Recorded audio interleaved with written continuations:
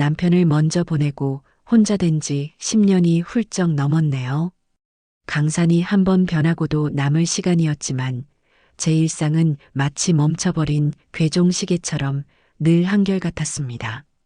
이른 새벽에 눈을 떠 남편의 사진을 한번 쓸어보고 먼지 하나 없이 집안을 쓸고 닦는 것으로 하루를 시작했죠. 남편과 제 젊음을 고스란히 바쳐 마련한 이 낡은 단독주택은 이제 저 혼자 지키기엔 너무나 컸지만 집안 곳곳에 스며 있는 우리의 추억이 저를 떠나지 못하게 붙들었어요. 자식이라고는 외동아들 정우 하나뿐인데 장성에서 회사를 다니고 있으니 이제 제품을 떠날 날도 머지 않았다고 생각했죠. 제 유일한 낙은 통장을 정리하는 일이었습니다. 남편이 남긴 유산과 제가 식당 일을 하며 굳은 돈을 모아 만든 제 인생이 고스란히 담긴 통장이었죠. 닳고 다른 통장 표지를 넘길 때마다 차곡차곡 쌓인 숫자들을 보면 굶어도 배가 부른 기분이었어요. 이건 단순히 돈이 아니었어요. 제 노후를 지켜줄 마지막 보루이자 혹시라도 아프거나 큰일이 닥쳤을 때 누구에게도 아쉬운 소리 하지 않게 해줄 저의 자존심이었습니다. 그래서 저는 더 악착같이 아끼고 모았어요. 시장에 가도 떨이 채소를 사고 옷 한 벌 사는 것보다 통장에 몇만 원 더 넣는 것을 기쁨으로 알았죠. 그러던 어느 봄날 제 멈춰있던 일상에 새로운 바람이 불어왔습니다. 아들 정우가 엄마 드릴 말씀이 있어요라며 어떤 아가씨와 함께 집으로 들어선 것이었죠. 이채원이라고 자신을 소개한 그 아가씨는 참으로 반듯하고 예뻤습니다. 하얀 얼굴에 꾀꼬리 같은 목소리, 그리고 무엇보다 저를 보는 눈빛에 따스함이 가득 담겨 있었어요. 채원이는 제가 내온 변변찮은 과일과 차를 어찌나 맛있게 먹는지 보기만 해도 흐뭇한 미소가 절로 지어졌습니다. 어머니, 정우 씨한테서 말씀 많이 들었어요. 혼자 얼마나 외로우셨어요. 채원이는 제 손을 꼭 잡으며 말하는데 그 손길이 어찌나 따뜻한지 10년 묵은 제 외로움이 눈 녹듯 사라지는 기분이었습니다. 그날 채원이는 설거지를 하겠다며 부엌으로 들어가 제 낡은 고무 장갑을 끼고는 허리가 아픈 저를 쉬게 하고 집안 구석구석을 어찌나 싹싹하게 정리하는지 몰라요. 아들 녀석은 그저 싱글벙글 웃으며 그런 채원이를 바라보고만 있었죠. 제 눈에는 둘의 모습이 한 폭의 그림 같았습니다. 어머니, 제가 정우 씨랑 결혼하게 되면 정말 친딸처럼 잘할게요. 저희 둘이 알콩달콩 행복하게 사는 모습 보여드리는 게 진짜 효도라고 생각해요. 자주 찾아뵙고 맛있는 것도 해드리고 어머니 외롭지 않게 해드릴게요. 채원이의 그 말 한마디 한마디는 제 메마른 마음에 단비처럼 스며들었습니다. 아, 이제 나도 며느리 복이라는 걸 받아보는구나. 하늘에 있는 영감이 나를 위해 이런 보물을 보내주었구나. 저는 진심으로 그렇게 믿었습니다. 그날 이후로 채원이는 주말마다 정우와 함께 저를 찾아왔어요. 올 때마다 제 건강을 챙긴다며 영양제를 사오고 낡은 집을 보며 어머니, 나중에 저희가 돈 많이 벌어서 꼭 그림 같은 2층 집으로 새로 지어드릴게요라며 제게 꿈 같은 미래를 속삭여주곤 했습니다. 저는 그런 채원이를 볼 때마다 제 모든 것을 내어주어도 아깝지 않겠다는 생각을 했어요. 그리고 운명의 그날이 왔습니다. 결혼 날짜를 잡고 한창 바쁘게 지내던 어느 주말이었죠. 아들 내외는 그 어느 때보다 무겁고 어두운 표정으로 저를 찾아왔습니다. 무슨 일이냐고 묻는 제 앞에 두 사람은 갑자기 무릎을 꿇었습니다. 제 심장이 쿵 하고 내려앉았어요. 엄마, 저희가 정말 잘못했어요. 이런 부탁드리면 안 되는 거 아는데. 아들 정우는 차마 말을 잇지 못하고 고개만 푹 숙였습니다. 그러자 옆에 있던 채원이가 눈물을 뚝뚝 흘리며 입을 열었어요. 어머니, 저희가 꼭 살고 싶은 아파트가 생겼어요. 전망도 좋고 나중에 어머니 모시고 살기에도 딱 좋은 곳이에요. 그런데 저희가 가진 돈으로는 턱없이 부족해요. 어머니, 딱 한 번만 저희를 도와주시면 안 될까요? 채원이는 제 바짓가랑이를 붙잡고 애원했습니다.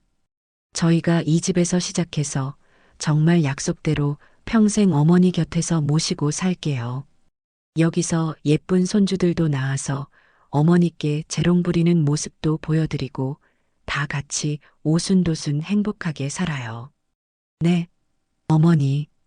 저는 순간 머릿속이 하얘졌습니다. 그들이 말하는 돈이 제가 평생을 모은 그 돈이라는 것을 직감했기 때문이죠. 제 노후 자금, 제 마지막 자존심, 그걸 달라는 말이었습니다. 저는 차마 대답을 할 수가 없었어요. 남편과 제가 굶어가며 남들 노는 거 구경도 못하고 일만 해서 모은 돈인데 이걸 내어주면 저는 정말 아무것도 없는 빈털터리가 되는 것이었습니다. 만약 아들 내외의 마음이 변하기라도 하면 저는 길거리에 나앉아야 할지도 모르는 일이었죠. 그건 안 된다. 그 돈은 내 마지막 목숨줄이야. 저도 모르게 떨리는 목소리가 새어나왔습니다. 그러자 아들 정우가 고개를 들고 저를 바라보며 울먹였습니다. 엄마, 저희가 정말 그럴 사람들이라고 생각하세요? 하나뿐인 아들을 못 믿으세요? 저희가 엄마를 버리기라도 할까봐 그러시는 거예요? 너무 서운해요, 정말. 채원이도 옆에서 거들었습니다. 어머니, 저희 그런 사람들 아니에요. 어머니 돈을 날로 먹겠다는 게 아니잖아요. 저희가 평생에 걸쳐서 다 갚을게요. 아니, 갚는다는 말도 아니에요. 어차피 한 가족인데 어머니 돈이 우리 돈이고 우리 돈이 어머니 돈이죠. 저희가 성공해서 어머니 호강시켜 드릴게요. 제발 저희 믿어주세요. 두 사람은 제 앞에 엎드려 눈물로 호소했습니다. 하나뿐인 아들이 저를 믿지 못하냐며 서운해하고 금쪽 같은 며느리가 평생을 모시겠다며 눈물을 흘리는데 제 마음은 갈대처럼 흔들렸습니다. 10년 넘게 혼자서 지내온 외로운 밤들이 주마등처럼 스쳐 지나갔어요. 명절에도 혼자 밥을 먹고 아플 때도 혼자 약을 챙겨 먹던 그 서러운 시간들. 이제 저 지긋지긋한 외로움을 끝낼 수 있을지도 모른다는 희망이 제 이성을 마비시키기 시작했습니다. 따뜻하고 북적이는 저녁 식탁, 내 손을 잡고 재롱을 부릴 손주들의 모습, 어머니하고 살갑게 불러줄 며느리의 목소리. 그 달콤한 상상이 제 두려움을 집어삼켰습니다. 그래, 내가 돈을 끌어안고 혼자 늙어 죽으면 무슨 소용이 있나? 자식 잘 되는 게 내 행복이지. 저렇게까지 약속하는데 설마 제 어미를 배신하겠어. 저는 결국 제 손으로 제 무덤을 파는 결정을 내리고 말았습니다. 알았다. 그렇게까지 말하는데 내어주마. 대신 너희들 정말 약속 지켜야 한다. 제 말이 떨어지자마자 아들과 며느리는 얼굴에 환한 미소를 띠며 제게 달려와 와락 안겼습니다. 어머니, 정말 감사해요. 저희가 정말 잘할게요. 평생 은혜 잊지 않을게요. 그들의 기뻐하는 모습을 보니 제 마음 한편에 있던 불안감도 조금은 가시는 듯 했습니다. 다음 날 저는 아침 일찍 은행으로 향했습니다. 제 이름이 찍힌 통장을 창구 직원에게 내미는데 손이 미세하게 떨려왔어요. 직원이 몇 번이나 정말 괜찮으시겠어요? 금액이 큰데 하고 물었지만 저는 애써 태어난 척 고개를 끄덕였습니다. 제 평생이 담긴 숫자들이 아들의 계좌로 넘어가는 것을 멍하니 바라보았습니다. 통장의 잔고는 거의 남지 않았죠. 은행을 나와 집으로 돌아오는 길, 제 발걸음은 천근만근 무거웠습니다. 하지만 동시에 한편으로는 후련한 마음도 들었어요. 이제 아들 내외는 번듯한 집에서 행복하게 새 출발을 할 것이고 저 또한 더 이상 외롭지 않을 테니까요. 저는 텅 빈 통장을 가슴에 품고 그들이 약속한 장밋빛 미래를 그리며 스스로를 위로했습니다. 제가 한 마지막 헌신이 제게 가장 끔찍한 배신으로 돌아올 것이라고는 꿈에도 상상하지 못한 채 말입니다. 제 모든 것을 바친 결정이라고 저는 그렇게 믿으려 애썼습니다. 아들 내외가 제 통장에서 빠져나간 돈으로 계약했다는 새 아파트의 사진을 보내왔을 때 저는 텅 빈 제 통장을 보면서도 억지로 미소를 지었죠. 사진 속 아파트는 제가 사는 낡은 주택과는 비교도 안 될 만큼 번쩍이는 모습이었습니다. 그래, 내 아들이 저런 좋은 집에서 시작하는구나. 저기서 내 손주들이 태어나고 자라겠지. 저는 스스로에게 최면을 걸 듯 되뇌었습니다. 처음 며칠간은 아들 내외의 전화가 빗발쳤어요. 정우는 목소리가 한껏 들떠서 엄마 고마워.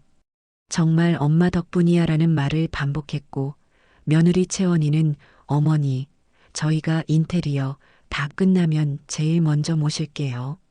어머니 방부터 예쁘게 꾸며놓을게요. 라며 살랑살랑 꼬리를 쳤습니다. 저는 그들의 목소리에 잠시나마 제 선택이 틀리지 않았다고 안도했습니다. 낡은 집에서 혼자 먹는 저녁밥이 조금은 덜 외롭게 느껴지기도 했고요. 하지만 그 달콤한 약속의 유효기간은 생각보다 훨씬 짧았습니다. 아파트 잔금을 치르고 등기 이전까지 마쳤다는 소식을 들은 후부터였을까요? 하루가 멀다 하고 걸려오던 전화가 이틀에 한 번, 사나흘에 한 번으로 뜸해지기 시작했어요. 처음에는 이사 준비로 정신이 없어서 그러려니 하고 대수롭지 않게 넘겼습니다. 젊은 사람들이 얼마나 바쁘겠어요.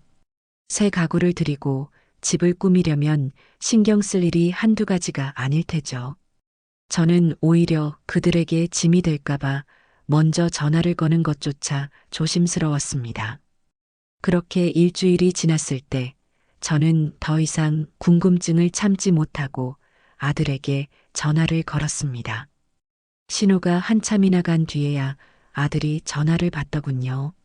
엄마. 왜? 예전처럼 살가운 목소리가 아니었어요. 뭔가에 쫓기는 사람처럼 짧고 건조한 목소리. 저는 서운한 마음을 감추고 밝게 말했습니다. 아들, 그냥 궁금해서.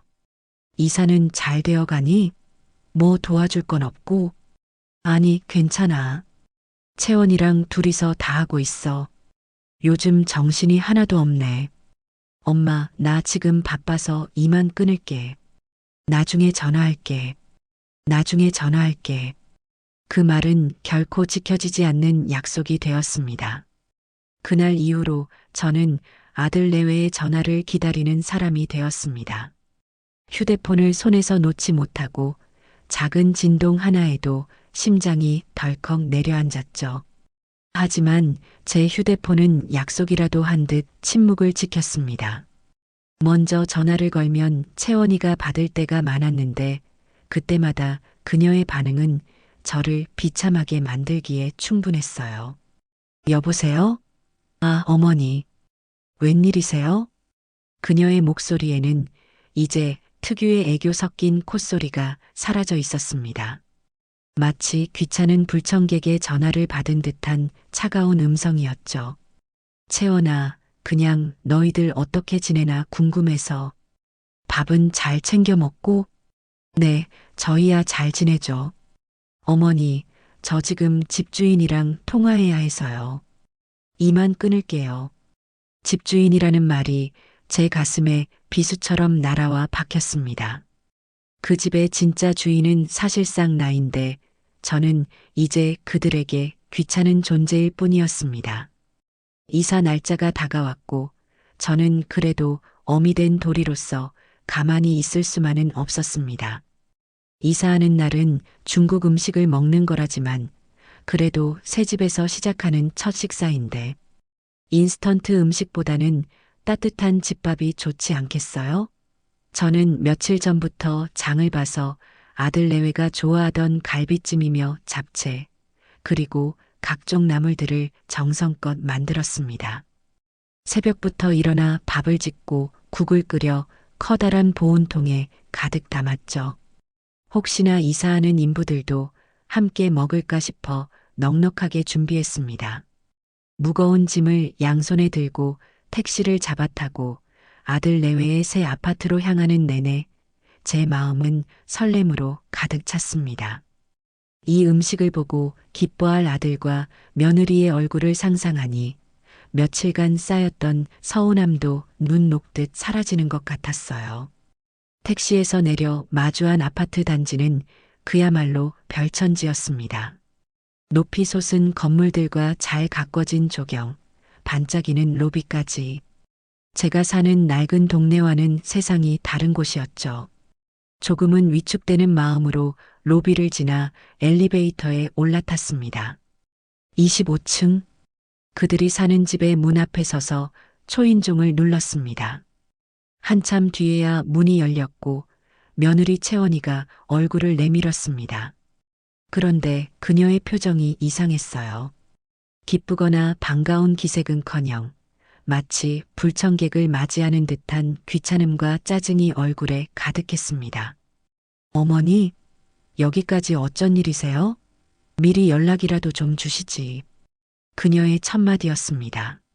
저는 당황해서 양손에 든 보온통을 들어보이며 말했죠. 이사하느라 힘들 텐데 밥은 챙겨 먹어야지. 너희들 좋아하는 걸로 좀 만들어 왔다. 하지만 채원이는 제 손에 들린 음식에는 눈길조차 주지 않았습니다. 대신 집안을 힐끔 돌아보며 난처한 표정을 지었어요. 어머니, 마음은 정말 감사한데요.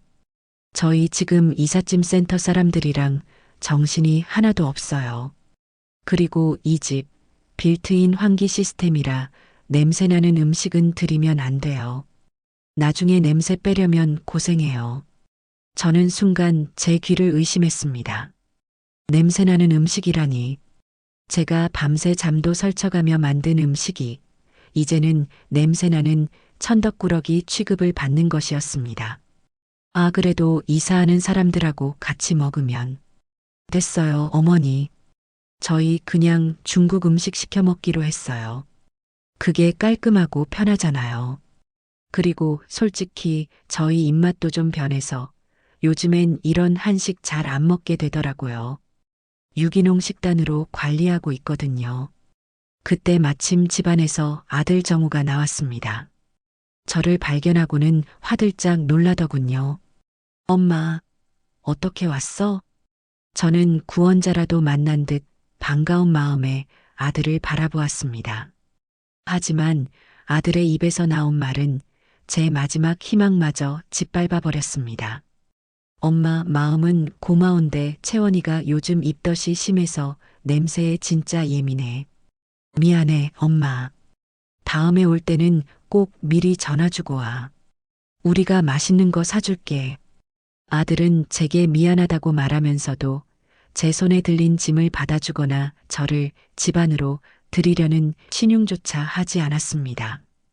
그는 완전히 아내의 편에 서서 저를 문 밖에 세워둔 채 변명만 늘어놓고 있었죠. 저는 그 순간 깨달았습니다. 아, 이제 이 집의 문턱은 내가 넘을 수 없는 곳이 되었구나. 내 돈으로 산 집이지만 나는 이제 이 집의 이방인이구나. 저는 더 이상 아무 말도 할 수 없었습니다. 목구멍까지 치밀어 오르는 설움과 분노를 억지로 삼키며 돌아섰습니다. 알았다. 그럼 수고해라. 제 손에 들린 음식통이 천근만근처럼 무겁게 느껴졌습니다. 엘리베이터를 타고 내려오는 내내 저는 흐르는 눈물을 참기 위해 입술을 깨물어야 했어요. 다시 택시를 잡아타고 집으로 돌아오는 길, 차창 밖으로 보이는 풍경이 온통 잿빛으로 보였습니다. 집에 도착해서 식탁 위에 제가 만들어 온 음식들을 모두 펼쳐 놓았습니다. 김이 모락모락 나던 갈비찜과 잡채는 이미 차갑게 식어 있었죠. 저는 그 식어버린 음식들을 꾸역꾸역 입에 밀어 넣었습니다. 눈물이 밥 위로 뚝뚝 떨어져 짠맛이 났지만 멈출 수가 없었어요. 그날 저는 제가 만든 음식이 아니라 제 아들과 며느리가 제게 안겨준 수치심과 절망감을 씹어 삼키고 있었습니다. 그 후로 몇 달이 흘렀습니다. 제 생일이었습니다. 예전 같았으면 아들이 케이크라도 하나 사들고 찾아왔을 텐데 저는 그저 막연한 기대를 품고 하루 종일 휴대폰만 만지작거렸습니다. 저녁이 다 지나고 밤 10시가 넘어서야 휴대폰이 짧게 울렸어요. 아들에게서 온 문자 메시지였습니다. 엄마 생신 축하. 바빠서 미안. 달랑 10글자. 전화 한 통 없었습니다. 며느리에게서는 연락조차 오지 않았죠. 저는 그 짧은 메시지를 보고 허탈하게 웃었습니다. 바빠서 미안. 그 말 한마디면 모든 것이 용서되는 편리한 세상이었습니다. 저는 그날 밤 작은 컵케이크에 초 하나를 꽂고 혼자서 생일 축하 노래를 불렀습니다. 노래를 부르다 말고 눈물이 터져서 촛불이 다 녹아내릴 때까지 엉엉 울고 말았네요. 엎친 데 덮친 격으로 며칠 뒤에는 몸살 감기가 호되게 찾아왔습니다. 온몸이 으스러질 것처럼 아프고 열이 펄펄 끓었죠. 혼자서는 도저히 안 되겠다는 생각에 저는 마지막 남은 자존심을 내려놓고 아들에게 전화를 걸었습니다. 제발 아들이 받기를 기도하면서요. 하지만 제 기도는 닿지 않았습니다. 전화를 받은 것은 며느리 채원이었습니다. 여보세요. 여전히 차갑고 건조한 목소리.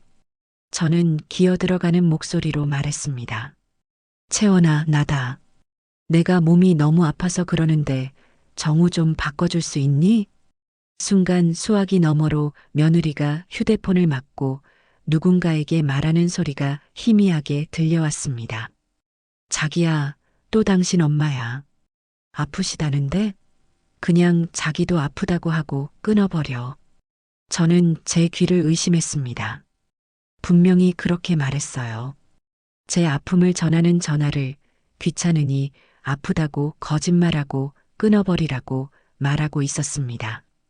잠시 후 채원이는 다시 아무렇지 않은 척 상냥한 목소리를 꾸며내어 말했습니다.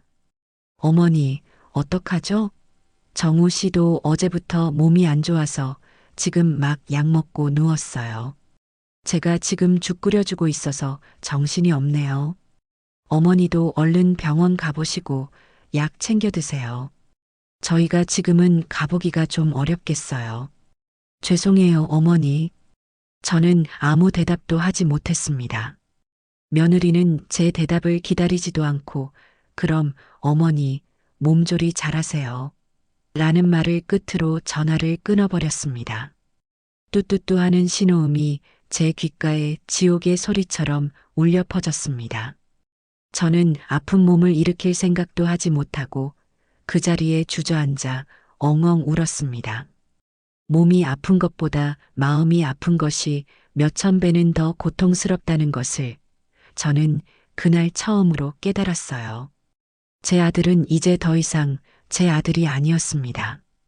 아들의 옆자리를 차지한 저 교활한 여우의 꼭두각시일 뿐이었죠. 제가 평생을 바쳐 모은 돈으로 그들에게 안락한 성을 만들어 주었고 저는 그 성 밖에서 버려진 채 서서히 말라가고 있었어요. 그날 밤 저는 펄펄 끓는 열 속에서 결심했습니다. 이대로는 안 된다. 이대로는 죽을 수 없다. 무언가 단단히 잘못되었다는 것을 바로잡아야만 했습니다. 그 지독한 몸살을 앓고 난 뒤 제 마음속에는 무언가 단단한 응어리가 자리 잡았습니다. 예전처럼 아들 내외의 전화나 소식을 기다리며 전전긍긍하는 일은 없어졌죠. 대신 차갑게 식어버린 분노와 이루 말할 수 없는 배신감이 제 일상을 지배하기 시작했습니다. 그들의 위선과 거짓말을 알면서도 제가 할 수 있는 일은 아무것도 없다는 무력감이 저를 더욱 괴롭혔어요. 저는 그저 제 낡은 집에서 그들이 버리고 간 어머니라는 이름표를 달고 조용히 사가가는 중이었습니다. 시간은 무심하게 흘러 혹독한 겨울이 찾아왔습니다. 기상 관측 사상 최악의 한파라며 연일 뉴스에서 떠들어댔죠. 제가 사는 낡은 주택은 우풍이 심해 아무리 보일러를 틀어도 집안 공기가 서늘했습니다. 저는 두꺼운 내복에 손바지까지 껴입고 전기장판 위에서 꼼짝도 하지 않으며 기나긴 겨울밤을 버텨내고 있었어요. 바로 그날 밤이었습니다. 제가 잠결에 뒤척이는데 어디선가 싸아 하는 소리가 들려왔습니다. 처음에는 바람 소리인가 했는데 소리는 점점 더 커졌고 이내 무언가 터지는 듯한 펑 하는 굉음이 집 전체를 울렸습니다. 깜짝 놀라 자리에서 일어나 불을 켜는 순간 저는 제 눈앞에 펼쳐진 광경의 할 말을 잃었습니다. 마룻바닥으로 흙탕물이 콸콸 쏟아져 들어오고 있었어요. 낡은 수도관이 기록적인 한파를 이기지 못하고 결국 터져버린 것이었습니다. 순식간에 집은 발목까지 물이 차올랐고 한겨울의 찬물은 제 몸의 온기를 무섭게 빼앗아 갔습니다. 저는 허둥지둥 가재도구를 높은 곳으로 옮기려 했지만 역부족이었어요. 물은 계속해서 차올랐고 보일러마저 꺼져버려 집은 거대한 냉동고나 다름없게 되었습니다. 날이 밝자마자 수리기사를 불렀지만 상황은 절망적이었습니다. 수도관 전체를 교체해야 하는 큰 공사인데 날이 너무 추워 땅이 꽁꽁 얼어붙어 당장은 공사가 불가능하다는 것이었죠. 최소한 며칠은 꼼짝없이 이 상태로 지내야 한다는 말이었습니다. 저는 망연자실했습니다. 당장 오늘 밤 잠잘 곳조차 막막해진 겁니다. 친척들은 모두 멀리 살고 있었고 이웃에게 신세를 지기에도 하루 이틀이 아니었죠. 주머니 사정도 넉넉지 않은 제가 며칠씩이나 여간방 신세를 질 수도 없는 노릇이었습니다. 그때 제 머릿속에 아들 내외의 그 번쩍이던 아파트가 떠올랐습니다. 그래, 그 집 내가 사준 집이지 않은가. 방도 여러 개인데 며칠 신세 지는 것 정도는 괜찮겠지. 내가 다른 사람도 아니고 하나뿐인 엄마인데 설마 저번처럼 박대하진 않을 거야. 이건 정말 어쩔 수 없는 상황이잖니. 저는 스스로를 다독이며 마지막 희망을 품었습니다. 어쩌면 이번 일이 그들과의 꼬여버린 관계를 풀 수 있는 계기가 될지도 모른다는 헛된 기대까지 했어요. 저는 젖지 않은 옷 몇 가지만 작은 가방에 챙겨 넣고 집을 나섰습니다. 매서운 칼바람이 제 뺨을 사정없이 후려쳤지만 몸의 추위보다 마음의 불안함이 더 컸습니다. 거절당하면 어떡하지? 아니야, 그럴 리가 없어. 정우는 내 아들이니까. 저는 택시를 타고 가는 내내 수십 번도 더 같은 생각을 반복했습니다. 아파트 단지 입구에 도착하자 익숙한 경비원이 저를 아래 위로 훑어보며 어디 오셨냐고 묻더군요. 저는 25층 아들 집에 갑니다라고 힘주어 말했습니다. 제 돈으로 산 집을 들어가는데 왜 이렇게 제가 주눅이 드는 걸까요? 엘리베이터를 타고 25층으로 올라가는 그 짧은 시간이 영원처럼 길게 느껴졌습니다. 심장이 터질 것처럼 쿵쾅거렸죠. 마침내 문 앞에 서서 저는 떨리는 손으로 초인종을 눌렀습니다. 안에서는 인기척이 없었어요. 다시 한번 눌렀습니다. 한참 뒤에야 인터폰 너머로 며느리 채원이의 날카로운 목소리가 들려왔습니다. 누구세요? 나다, 엄마. 그 순간 인터폰 너머로 정적이 흘렀습니다. 저는 그 짧은 침묵 속에서 그녀의 당혹감과 짜증을 고스란히 느낄 수 있었어요. 잠시 후 철컥하는 소리와 함께 현관문이 열렸습니다. 문을 연 며느리는 저와 제 손에 들린 작은 가방을 번갈아 보더니 즉시 얼굴을 굳혔습니다. 어머니, 이 시간에 어쩐 일이세요? 그녀의 목소리는 얼음장처럼 차가웠습니다. 저는 밤새 겪었던 일과 집의 상황을 최대한 침착하게 그리고 불쌍하게 설명하려 애썼습니다. 제발 동정심이라도 얻고 싶었기 때문이죠. 채원아, 우리 집 수도관이 터져서 집이 다 물에 잠기고 얼어붙어서 도저히 있을 수가 없게 됐단다. 그래서 말인데 미안하지만 공사가 끝날 때까지만 며칠만 좀 신세를 질 수 있을까? 제 말이 끝나기 무섭게 며느리는 코웃음을 쳤습니다. 그 비웃음은 제 심장을 갈기갈기 찢어놓는 듯 했습니다. 아, 어머니, 지금 제정신이세요? 저희더러 어쩌라고요? 그래서 지금 여기서 지내시겠다는 거예요? 그녀는 어이가 없다는 듯 저를 위아래로 훑어보았습니다. 어머니, 여기는 호텔이 아니에요. 저희도 저희 사생활이라는 게 있다고요. 안 그래도 오늘 저녁에 저희 부부 동반으로 중요한 모임이 있어서 나가봐야 하고 주말에는 집들이도 해야 해서 바빠 죽겠는데 어머니까지 계시면 저희 생활 패턴 다 깨져서 엄청 불편해요. 저는 할 말을 잃고 그 자리에 못 박힌 듯 서 있었습니다. 그녀의 입에서 나오는 말들은 하나하나가 날카로운 유리 조각이 되어 제 가슴을 후벼 팠습니다. 아니 그래도 며칠만인데 날이 이렇게 추운데 내가 갈 곳이 제 목소리는 하소연처럼 기어들어갔습니다. 하지만 그녀는 제 사정을 조금도 봐줄 생각이 없어 보였어요. 오히려 귀찮다는 표정을 노골적으로 드러내며 팔짱을 꼈습니다. 요즘 세상에 찜질방도 얼마나 잘 되어 있는데요.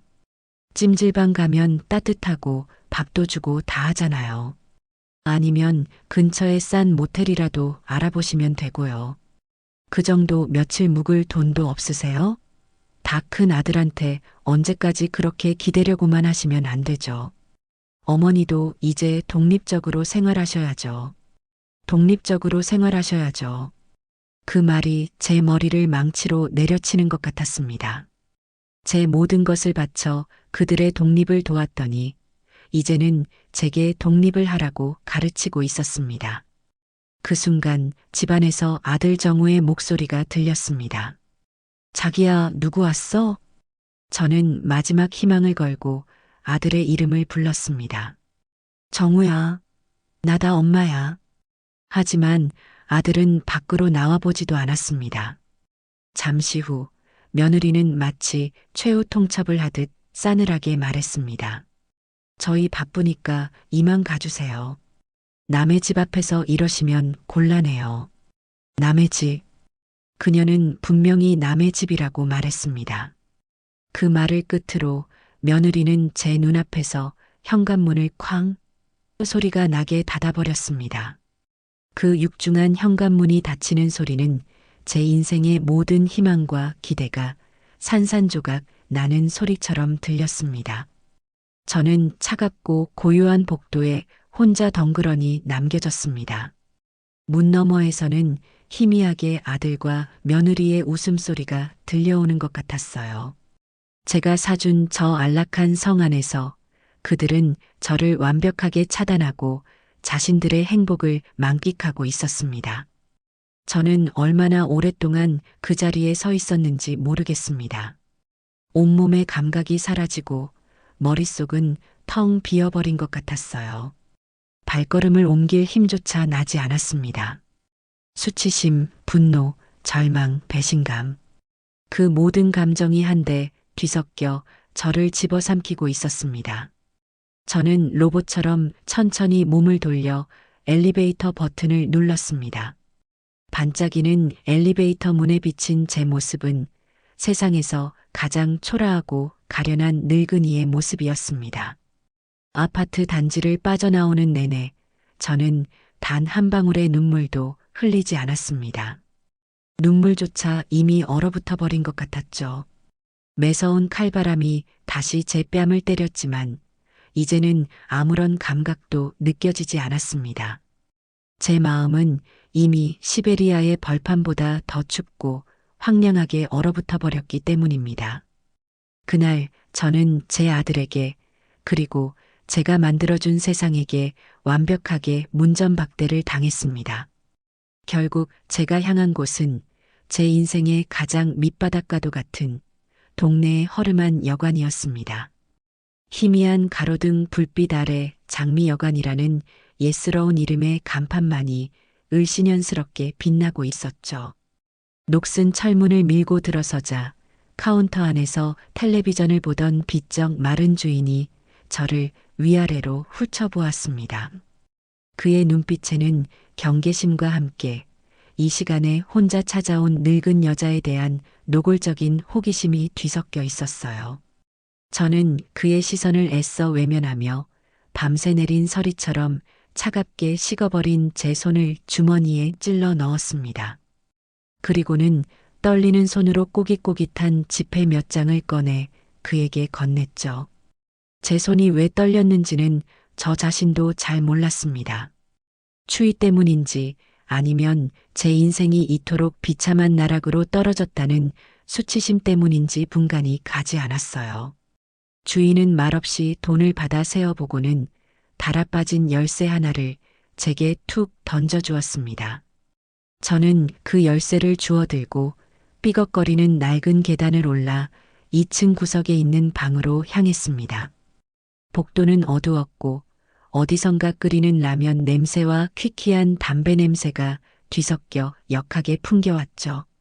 제가 안내받은 방은 그야말로 최악이었습니다. 문을 열자마자 코를 찌르는 곰팡내와 독한 소독약 냄새에 헛구역질이 나올 뻔했어요. 누렇게 변색된 벽지 귀퉁이는 너덜너덜하게 일어나 있었고 방 한가운데에 놓인 낡은 침대의 시트는 언제 빨았는지 모를 정도로 눅눅하고 축축했습니다. 창문 틈으로는 면도날 같은 황소바람이 쌩쌩 들어와 방 안의 공기는 바깥보다 더 차갑게 느껴질 정도였죠. 저는 들고 온 작은 가방을 바닥에 내려놓을 생각도 하지 못하고 침대 가장자리에 멍하니 걸터 앉았습니다. 불과 몇 시간 전까지만 해도 저는 제 아들 집에 그 따뜻하고 푹신한 소파에 앉아 있을 수 있을 거라 기대했었습니다. 제 평생을 바친 돈으로 산 최신식 난방 시스템을 갖춘 그 안락한 집에서요. 하지만 저의 현실은 이 차갑고 더러운 금방이라도 무너져 내릴 것 같은 여관방이었습니다. 저는 제 신세가 너무나 처량해서 눈물조차 나오지 않았습니다.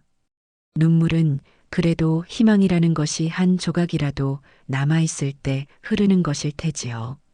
지금의 제게는 그런 사치스러운 감정마저 허락되지 않았습니다. 얼마나 그렇게 앉아 있었을까요?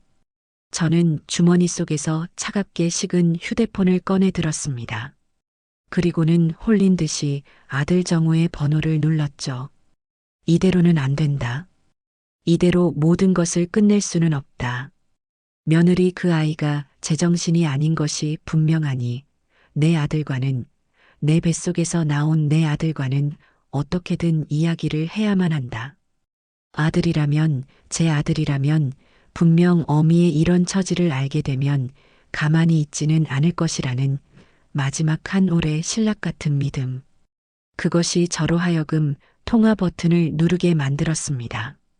고요한 여관방 안에서 전화 연결음이 마치 제 심장 소리처럼 크고 불안하게 울려 퍼졌습니다.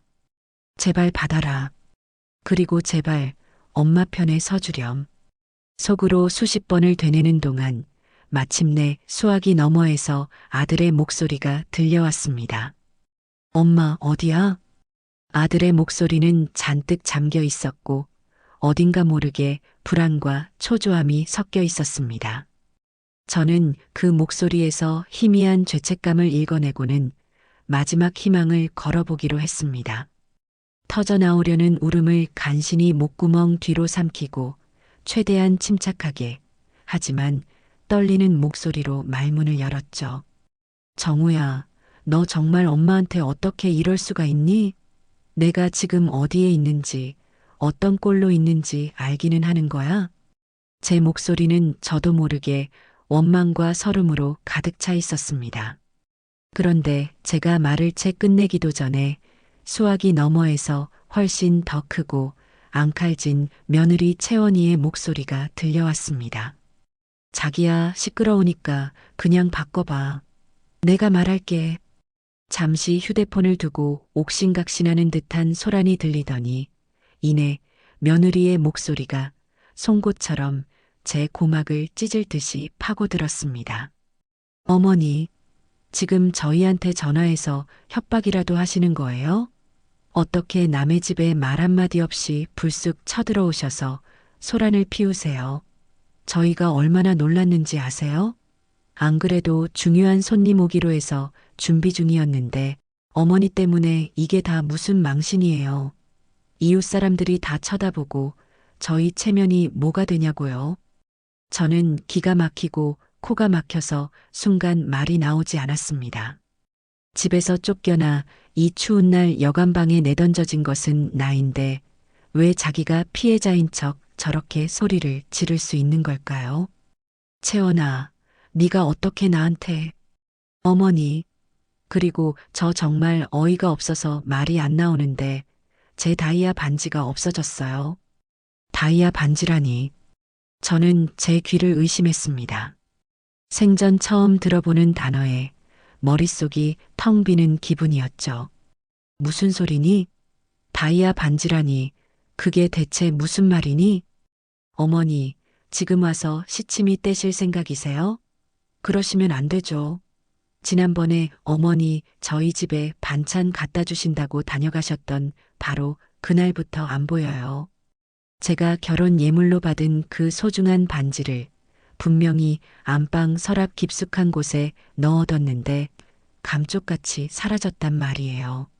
그 방에 들어온 사람은 어머니밖에 없었는데 어머니 집수도관 터져서 수리비 많이 나온다고 하셨죠? 그래서 돈 필요해서 그러셨어요? 아무리 그래도 그렇지 어떻게 며느리 물건에 손을 대세요?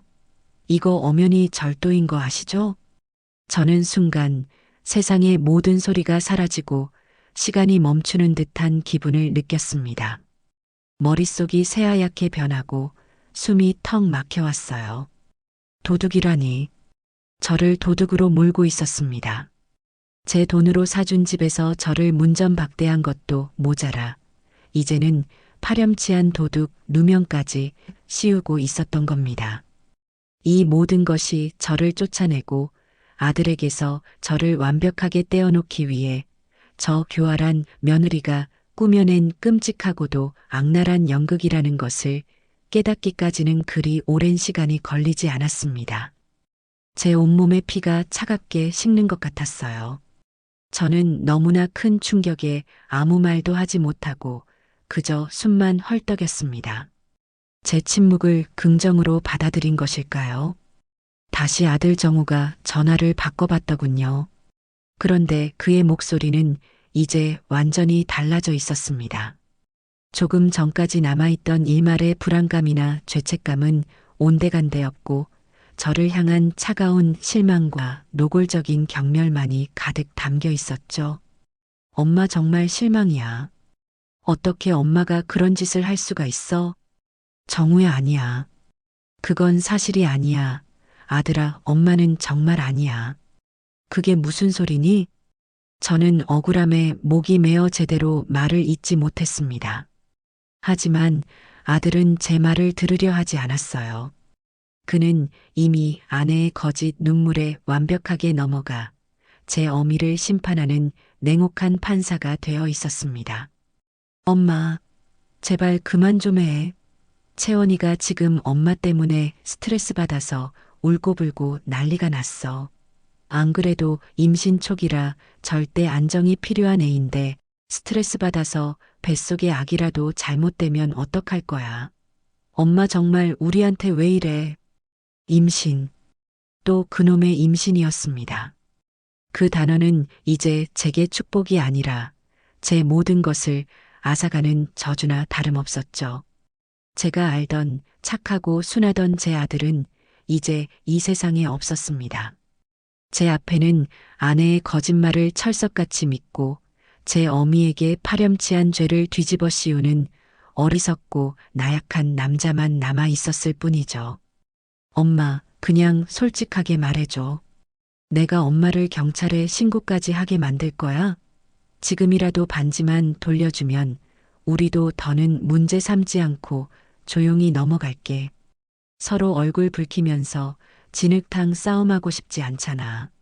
제발 일이 더 커지기 전에 엄마가 정리해줘. 응? 아들은 저를 회유하고 있었습니다. 제가 저지르지도 않은 죄를 자백하고 훔치지도 않은 반지를 돌려주면 이 모든 것을 용서해주겠다는 듯이 말하고 있었어요. 그 순간이었습니다. 제 마음속에 남아있던 마지막 한 조각의 미련, 아들에 대한 애정, 그리고 모성애라는 이름의 그 질긴 끈이 툭 하고 끊어져 버리는 소리가 들렸습니다. 슬픔과 절망, 억울함으로 들끓던 제 마음이 갑자기 차갑고 단단한 얼음처럼 굳어지기 시작했습니다. 그것은 분노였습니다. 내 아들과 내 인생을 통째로 집어삼킨 저 끔찍한 것들에 대한 서늘하고도 명징한 분노. 저는 더 이상 변명하지 않았습니다. 울지도 않았고요. 그저 아들의 한심하고 가증스러운 목소리를 마치 다른 세상의 소음처럼 조용히 듣고만 있었습니다. 한참을 혼자 떠들던 아들이 엄마 듣고 있어? 제발 대답 좀 해봐. 하고 물었을 때 저는 아주 낮고 조용한 목소리로 하지만 제 평생 가장 단호하고 차가운 목소리로 대답했습니다. 알겠다. 그리고 저는 전화를 끊었습니다. 더 이상 들을 가치도 대꾸할 가치도 없었습니다. 저는 낡은 여관방 침대에 반드시 누웠습니다. 천장에 누런 벽지에 그려진 얼룩들이 마치 저를 비웃는 괴물의 얼굴처럼 보였죠. 하지만 저는 더 이상 두렵지 않았습니다. 눈물은 완전히 말라버렸고 대신 제 머릿속은 그 어느 때보다도 맑고 차갑게 깨어 있었습니다. 그동안 저를 올가매고 있던 어머니라는 이름의 굴레, 자식을 위한 희생이라는 헛된 신념, 가리고 아들에 대한 마지막 기대. 그 모든 것이 오늘 밤 이 더럽고 차가운 여관방에서 완벽하게 죽어버렸습니다. 이제 남은 것은 오직 하나였습니다. 나 신순자. 그리고 내가 앞으로 살아갈 내 인생. 저는 저들에게 제 인생을 이대로 짓밟히게 내버려 둘 수 없었습니다. 그들이 나를 버렸듯 나 또한 그들을 내 인생에서 완벽하게 도려낼 것이었습니다. 그들이 나를 도둑으로 몰았다면 나는 그들에게서 가장 소중한 것을 훔쳐 달아날 것이었습니다. 그것은 바로 어머니이자 자신들의 미래의 돈줄이라고 믿고 있을 나의 존재 그 자체였죠. 저는 어둠 속에서 조용히 눈을 감았습니다. 그리고 제 인생의 마지막이자 가장 위대한 계획을 세우기 시작했어요. 그들에게는 가장 끔찍한 복수가 될, 그리고 나에게는 가장 완전한 해방이 될 그 계획을 말입니다. 제 심장은 더 이상 슬픔이 아닌 차가운 결의로 다시 뛰기 시작했습니다. 그 지옥 같던 밤이 지나고 여관방의 더러운 창문 틈으로 희뿌연 새벽빛이 스며들기 시작했어요. 저는 뜬 눈으로 밤을 지새웠어요. 눅눅하고 차가운 이불을 목까지 끌어당겼지만 제 몸의 한기는 조금도 가시지 않았죠. 하지만 이상하게도 마음만은 그 한가운데 작은 불씨라도 피어난 듯 미지근한 온기가 돌기 시작했습니다. 어젯밤 제 인생을 송두리째 집어삼켰던 그 거대한 절망의 파도가 지나간 자리에, 모든 것이 폐허가 된 그 자리에 아주 작고 단단한 무언가가 고개를 들고 있었거든요. 그것은 포기도 체념도 아니었어요. 오히려 그 반대에 가까운 아주 차갑고 서늘한 결심 같은 것이었습니다. 어둠 속에서 가장 선명하게 보이는 것이 진실이라고 했던가요? 제 모든 것을 잃고 나서야 비로소 저는 진실을 마주할 수 있었습니다. 저는 더 이상 누군가의 희생을 발판 삼아 자신의 행복을 꾸리는 이기적인 아들의 어머니가 아니었고, 교활한 거짓말로 사람을 나락으로 떨어뜨리는 끔찍한 며느리의 시어머니도 아니었어요. 그들이 제게서 앗아간 그 모든 역할과 이름들, 그것들이 사라지고 나니 비로소 신순자라는 제 이름 석 자만이 덩그러니 남았습니다. 그래요. 이제부터는 이 이름 하나만을 위해 살아가야 했습니다. 나 자신을 위해, 짓밟힌 내 존엄을 위해 싸워야만 했죠. 저는 삐걱거리는 침대에서 몸을 일으켰습니다.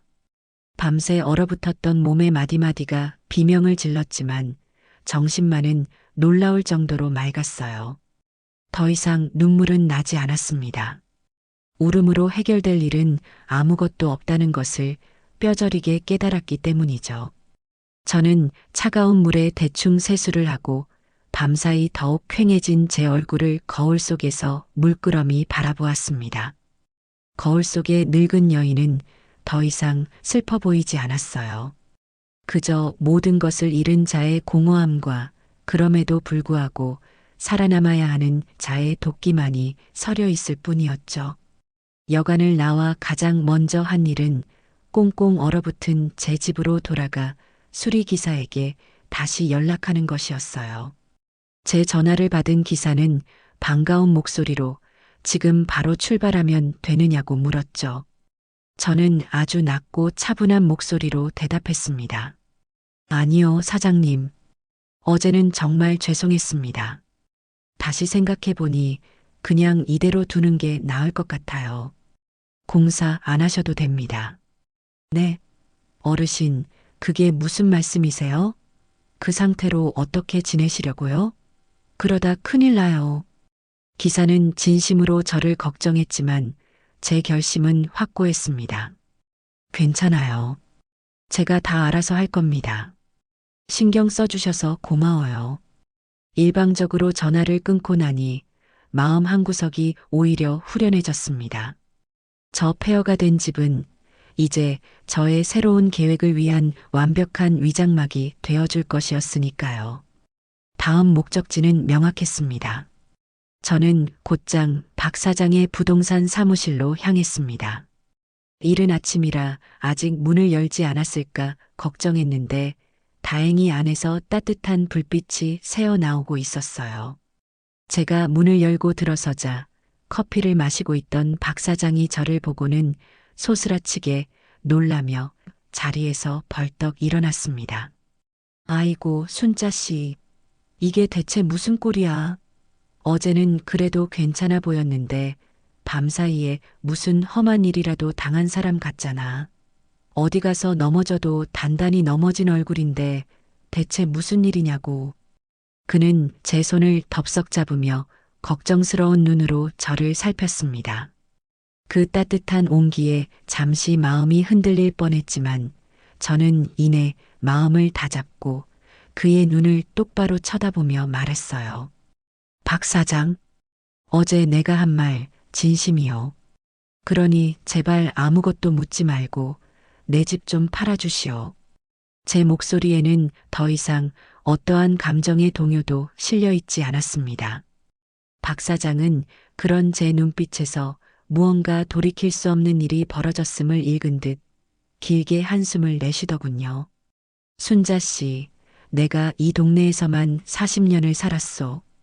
당신 남편이랑 막걸리 잔 기울이면서 저 집터 닦던 게 엊그제 같은데 그 집을 팔겠다니 내 가슴이 다 무너지네.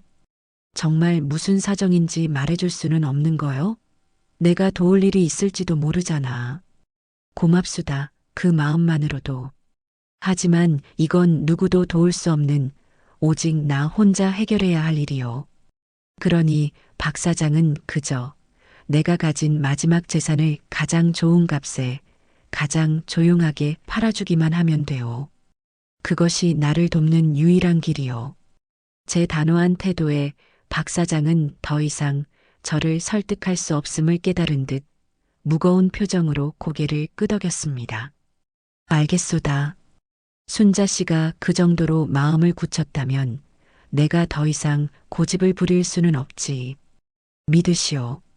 내 이름 석자를 걸고 순자 씨의 새로운 출발을 위해 최선을 다하겠소.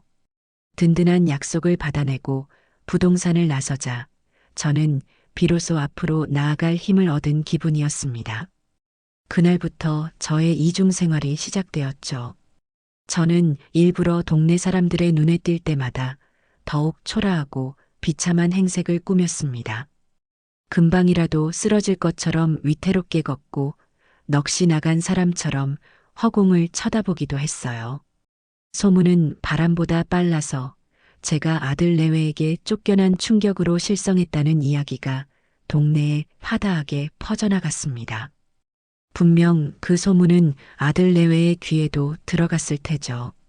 그들은 아마 안도의 한숨을 내쉬며 이제 골칫덩어리 늙은 어미를 완벽하게 처리했다고 생각하며 축배를 들고 있을지도 모를 일입니다. 저는 그들의 그 오만함과 방심을 역이용할 생각이었습니다. 집에 돌아오면 저는 차가운 방바닥에 앉아 제 인생의 다음 단계를 치밀하게 설계했습니다. 낡은 공책을 한 권 사서 그 위에 제 계획을 하나씩 적어 내려갔죠. 첫째, 집을 판 돈으로 아무도 나를 찾지 못할 먼 도시의 작은 집을 구한다. 둘째, 내 모든 과거의 흔적을 지운다. 휴대폰, 은행 계좌, 심지어는 내가 쓰던 물건들까지도. 셋째, 완벽한 타인으로 새로운 삶을 시작한다. 저는 지도책을 펼쳐놓고 제가 살아갈 도시를 골랐습니다. 한 번도 가본 적 없는 하지만 이름만 들어도 마음이 따뜻해지는 남쪽의 바닷가 도시. 그곳이라면 제 상처를 보듬고 새로운 삶을 시작할 수 있을 것 같았어요. 그렇게 며칠이 지났을까요? 밤늦은 시간 박 사장에게서 흥분된 목소리의 전화가 걸려왔습니다. 순자 씨, 아직 안 주무시오? 내가 아주 기가 막힌 소식을 가져왔수다. 어떤 돈 많은 사업가가 나타났는데 그 동네 땅을 전부 사들여서 큰 상가 건물을 올릴 계획이라고 하오. 그래서 순자 씨 집을 시세보다 훨씬 더 좋은 값에 그것도 현금으로 바로 사겠다고 난리요. 내일 당장이라도 계약을 하자는데 어떡하겠소? 저는 수화기를 쥔 채 잠시 눈을 감았습니다. 모든 것이 제가 계획한 대로, 아니 그 이상으로 완벽하게 흘러가고 있었습니다. 하늘에 있는 남편이 저를 돕고 있는 것이라고 저는 그렇게 믿기로 했어요. 만나겠소. 내일 그들이 원하는 시간에 맞춰 계약합시다. 제 대답에 박 사장은 역시 순자 씨야. 내가 그럴 줄 알았지. 라며 자기 일처럼 기뻐했습니다. 전화를 끊고 저는 창밖의 캄캄한 어둠을 내다보았습니다. 어둠이 깊을수록 새벽은 가깝다고 했던가요? 제 인생을 뒤덮고 있던 그 지독한 어둠의 끝자락에서 마침내 희미한 여명이 밝아오고 있었습니다. 저는 품속에서 남편이 남긴 도장을 꺼내어 꼭 움켜쥐었어요.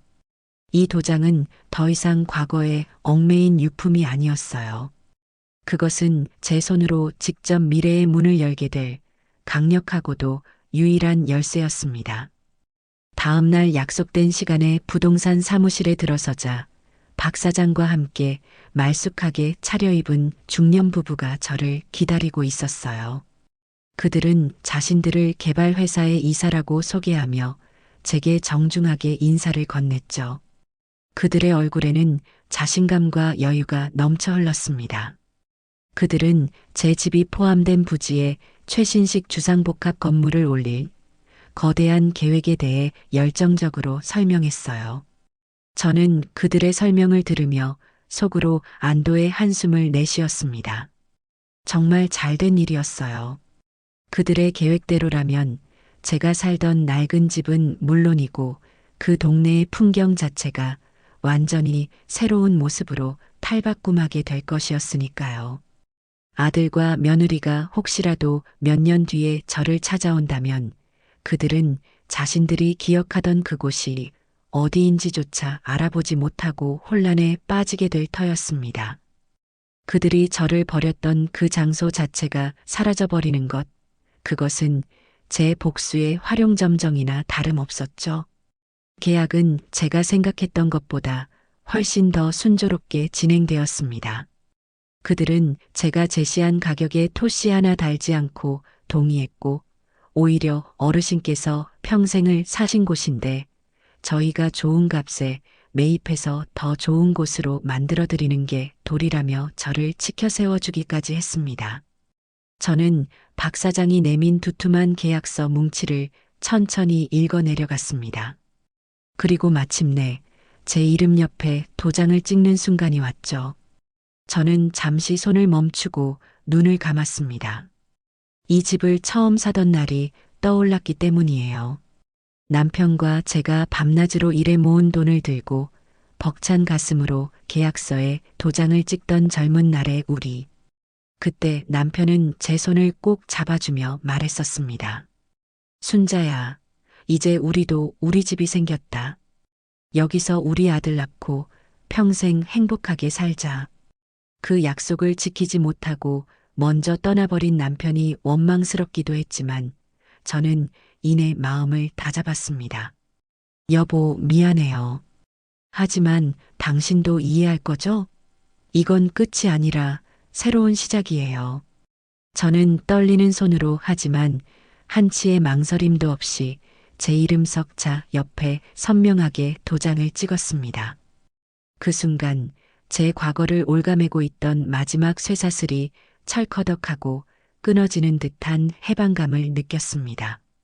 계약이 끝나고 박 사장은 제 손을 잡아 이끌며 사무실 안쪽의 작은 방으로 데려갔습니다. 그리고는 두툼한 현금 봉투를 제 손에 쥐어주었죠. 순자 씨, 이건 계약금의 일부요. 당장 거처를 옮기려면 급한 돈이 필요할 테니 우선 이걸로 요긴하게 쓰시오. 잔금은 일주일 뒤에 약속대로 통장으로 들어갈 거요.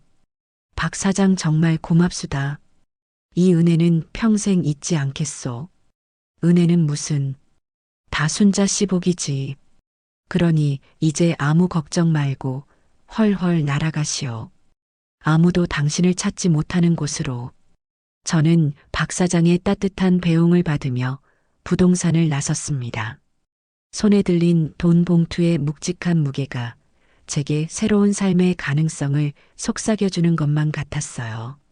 잔금이 모두 들어오고 이사 날짜가 확정되자 저는 본격적으로 과거의 흔적을 지우는 작업에 착수했습니다.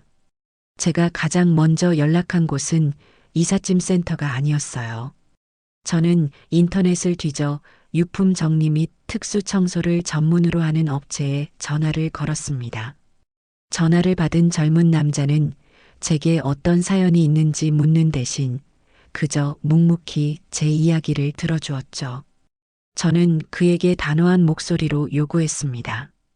제가 따로 빼놓는 몇 가지 물건을 제외하고는 이 집에 있는 모든 것을 먼지 한 톨 남기지 않고 전부 다 폐기 처분해 주세요. 마치 처음부터 아무도 살지 않았던 것처럼 그렇게 만들어 주세요. 약속한 날 작업복을 입은 건장한 남자들이 제 집으로 들어섰습니다. 저는 그들에게 제가 챙겨갈 물건들을 미리 알려주었죠. 남편의 영정사진과 제 손때가 묻은 낡은 자개장, 그리고 사계절 옷 몇 벌이 전부였습니다. 그 외의 모든 것은 이제 제게 아무런 의미도 없는 쓰레기일 뿐이었어요. 작업은 거침없이 진행되었습니다. 며느리가 볼 때마다 촌스럽다고 타박하던 꽃무늬 소파가 가장 먼저 밖으로 끌려나갔습니다. 남편과 제가 혼수품으로 장만해서 30년 넘게 써온 삐걱거리는 장롱이 해체될 때는 잠시 가슴 한구석이 아려오기도 했지만 저는 고개를 돌려 외면했습니다. 과거에 대한 미련은 제 새로운 출발의 거추장스러운 짐이 될 뿐이었으니까요. 가장 힘든 순간은 아들 정우가 쓰던 방을 정리할 때였습니다. 벽에는 아들이 어릴 적 그려 붙여놓은 삐뚤빼뚤한 가족 그림이 아직도 붙어 있었죠. 사랑하는 엄마, 아빠, 그리고 정우. 그 그림을 보는 순간 목구멍까지 뜨거운 것이 치밀어 올랐지만 저는 그것을 억지로 삼켜냈습니다. 작업자들이 아들의 낡은 책상과 침대를 드러내는 것을 저는 그저 무표정하게 바라보고만 있었어요. 책상 서랍 안에서는 아들이 어릴 때 쓰던 일기장이며 성적표 그리고 꼬깃꼬깃한 편지들이 쏟아져 나왔습니다. 그 중에는 세상에서 우리 엄마가 제일 좋아요라고 쓰인 어버이날 카드도 있었죠. 저는 그것을 잠시 손에 들고 들여다보다가 이내 아무런 미련 없이 다른 쓰레기들과 함께 커다란 자루에 던져 넣었습니다. 제가 사랑했던 그 순수한 아이는 이미 오래전에 죽고 없었으니까요. 지금 살아있는 것은 제 심장에 비수를 꽂은 배신자일 뿐이었습니다. 집안의 모든 것이 사라지고 텅 빈 공간만이 남았을 때 저는 비로소 숨을 제대로 쉴 수 있을 것 같았습니다. 텅 비어버린 집은 마치 깨끗하게 소독된 상처 부위 같았어요. 이제 새살이 돋아날 일만 남은 것이었죠. 저는 마지막으로 제 흔적을 지우기 위한 의식을 거행했습니다. 그동안 쓰던 휴대폰을 수건에 감싸고 망치를 들어 사정없이 내리쳤습니다. 액정이 박살나고 부품들이 흩어지는 것을 보며 저는 묘한 쾌감마저 느꼈습니다. 그리고 그 잔해들을 검은 비닐봉지에 담아 아무도 찾지 못할 깊은 산속에 묻어버렸죠. 이사 전날 밤 저는 텅 빈 집 거실 바닥에 촛불 하나를 켜고 앉았습니다. 제 그림자가 휑한 벽 위에서 거인처럼 일렁였죠. 저는 그 그림자를 보며 조용히 속삭였습니다. 신순자, 너는 이제 다시 태어나는 거야. 누구보다 강하고 누구보다 자유롭게. 다시는 그 누구에게도 네 인생을 휘둘리게 내버려 두지 마. 다음 날 아침 동이 트기 무섭게 작은 용달차가 집 앞에 도착했습니다. 저는 제 단출한 짐을 차에 싣고 한 번도 뒤돌아보지 않은 채 정든 동네를 떠났습니다. 차창 밖으로 익숙했던 풍경들이 빠르게 멀어져 갔지만 제 마음속에는 아쉬움 대신 새로운 곳에 대한 기대감만이 가득했습니다. 제 인생의 일막은 이제 막을 내렸고 저는 오직 저 자신만이 주인공이 되는 이막의 무대를 향해 나아가고 있었습니다. 몇 시간을 달려 도착한 남쪽의 바닷가 도시는 제가 평생을 살아온 잿빛의 서울과는 공기부터 달랐습니다. 짭조름하면서도 상쾌한 바다 내음이 제 폐부 깊숙이 스며들자 찌들어 있던 제 영혼까지 맑게 정화되는 기분이 들었죠. 제가 미리 계약해둔 오피스텔은 바다가 한눈에 내려다 보이는 작지만 아주 깔끔한 곳이었어요. 통유리창으로 쏟아져 들어오는 따스한 햇살을 맞으며 저는 이곳이 바로 신이 제게 허락한 새로운 보금자리임을 직감했습니다. 단출한 짐을 푸는 데는 채 1시간도 걸리지 않았습니다. 저는 가장 먼저 남편의 영정사진을 창가 가장 좋은 자리에 모셨습니다. 이제부터는 남편도 이 아름다운 풍경을 매일 함께 보게 될 것이었죠. 그리고 그 옆에는 제 손때가 묻은 낡은 자개장을 놓았습니다. 단 2개의 가구였지만 그것만으로도 텅 비었던 공간은 금세 저만의 아늑한 안식처로 변모했습니다.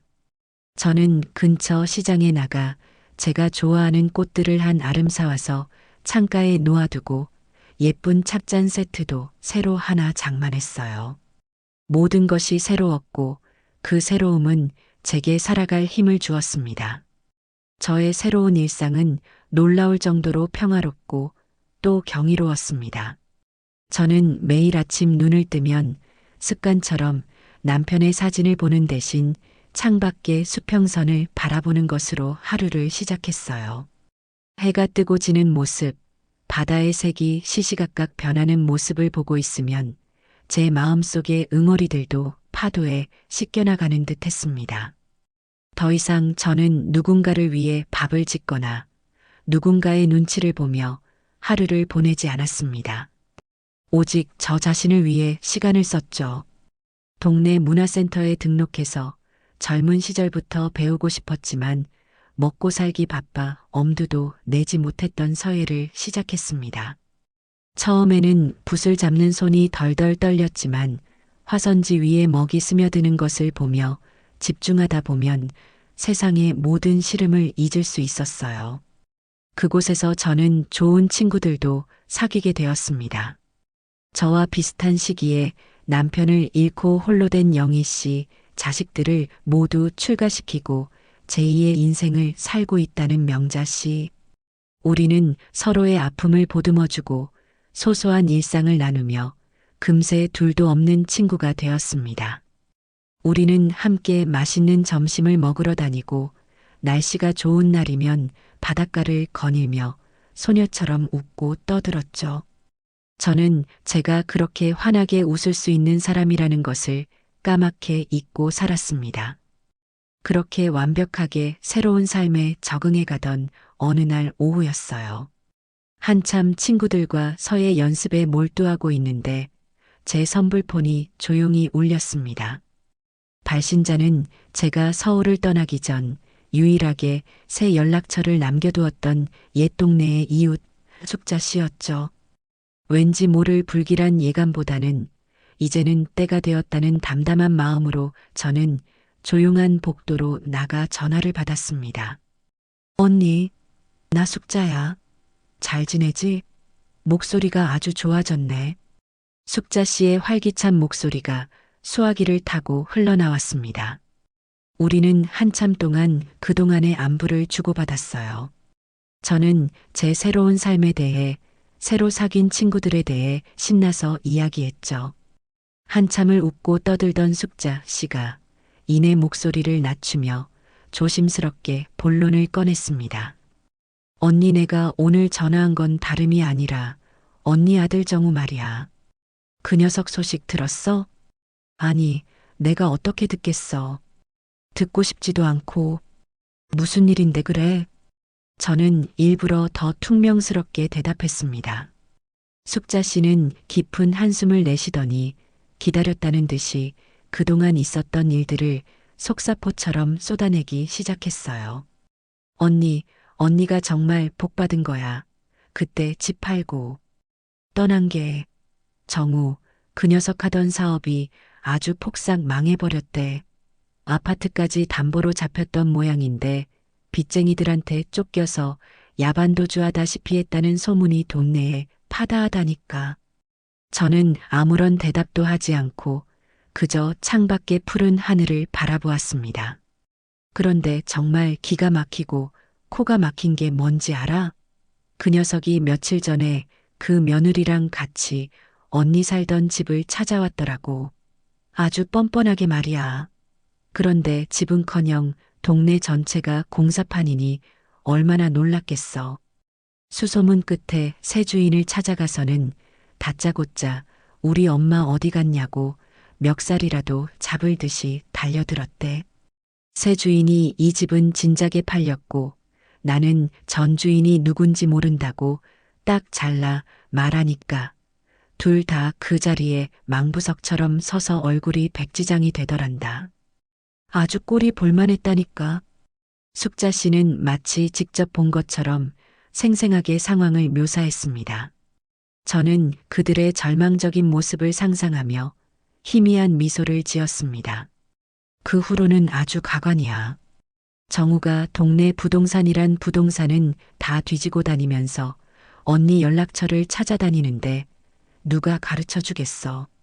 박 사장님은 아예 모르는 사람 취급을 해버리고 나한테도 찾아왔길래 순자 언니가 당신 같은 아들 둔 적 없다더라 하고 소금을 확 뿌려버렸지 뭐야.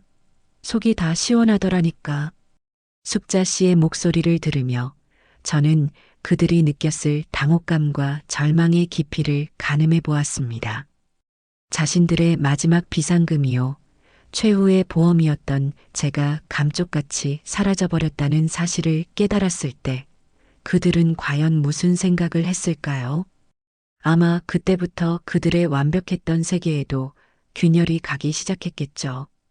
그리고 언니, 이게 끝이 아니야. 진짜 막장 드라마는 따로 있다니까. 둘이 돈 문제로 길바닥에서 머리채 잡고 싸우는 걸 본 사람이 한둘이 아니야. 그 와중에 그 며느리가 언니한테 누명 씌웠던 다이아 반지에 대한 진실도 다 밝혀졌지 뭐야. 정우가 네가 훔쳐서 명품백 산 거 아니냐고 소리 지르니까 며느리가 그래. 내가 팔았다. 무능한 네가 못 사주니까 내가 내 능력으로 산 건데 그게 뭐 잘못됐냐? 하고 악을 쓰더란다. 아주 쌍으로 미친 것들이야. 결국 그 며느리 며칠 전에 짐 싸서 집 나가버렸대. 이혼 서류만 덜렁 남겨놓고 말이야. 인과응보. 그 네 글자가 제 머릿속을 스쳐 지나갔습니다. 그들은 결국 자신들의 탐욕과 이기심이 만든 지옥 속으로 스스로 걸어 들어간 것이었죠. 저는 더 이상 그들에게 어떠한 연민도 동정심도 느껴지지 않았습니다. 그랬구나. 시끄러운 소식 알려줘서 고맙네, 동생. 덕분에 내 마음이 아주 평화로워졌어. 언니, 혹시라도 아주만에 하나라도 마음 약해지면 안 돼. 절대. 그 녀석이 나중에라도 언니 찾아가서 눈물 콧물 쏟으면서 매달려도 절대 받아주지 마. 언니는 이제 언니 인생 살아야지. 알았지? 응, 걱정하지 마. 내 마음속에 이제 그들이 설 자리는 먼지만큼도 남아있지 않으니까. 숙자 씨와의 통화를 마치고 저는 조용히 자리로 돌아왔어요. 친구들은 무슨 전화였냐고 걱정스럽게 물었지만 저는 그저 오래된 빚을 청산했다며 웃어 보였죠. 저는 붓을 고쳐 잡았습니다. 그리고는 깨끗한 화선지 위에 제 인생에서 가장 힘있고 아름다운 글씨로 두 글자를 써내려갔어요. 해방. 먹물이 화선지 위로 번져나가며 제 과거의 모든 굴레와 상처들을 집어삼키는 것만 같았습니다. 저는 비로소 진정한 의미의 자유를 얻은 것이었습니다. 제 새로운 삶의 궤도가 완벽한 평온함 속에서 안정적으로 자리를 잡아가던 코끝에 스치는 바람에서 처음으로 가을 냄새가 나기 시작하던 무렵이었습니다. 저는 이제 더 이상 과거의 악몽에 시달리지 않았어요. 오히려 아침에 눈을 뜰 때마다 오늘은 또 어떤 즐거운 일들이 나를 기다리고 있을까 하는 설렘에 가슴이 부풀어 올랐죠. 문화센터에서의 수업은 제 삶의 가장 큰 활력소였습니다. 처음에는 그저 마음을 다스리기 위해 시작했던 것인데 이제는 제법 제 자신만의 필체를 갖게 되었다는 칭찬을 듣기도 했어요.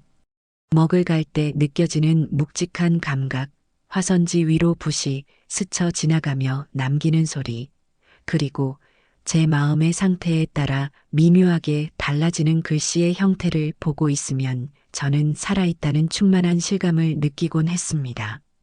그날도 저는 서예 수업을 마치고 친구들과 함께 동네의 작은 찻집에 앉아 있었습니다.